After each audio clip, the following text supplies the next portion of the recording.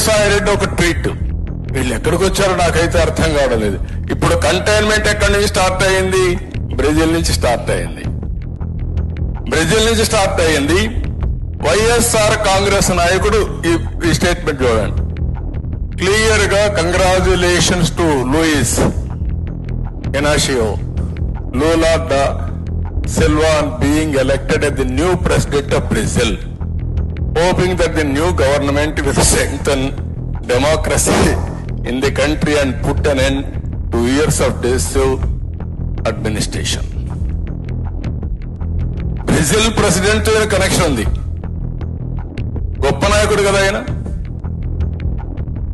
ప్రధానమంత్రి స్థాయి వ్యక్తి ఇతను కాదు, ఇంటర్నేషనల్ మాఫియా. అదే వీళ్ళు చేసే పని. 5 సంవత్సరాలు ఈ రాష్ట్రంలో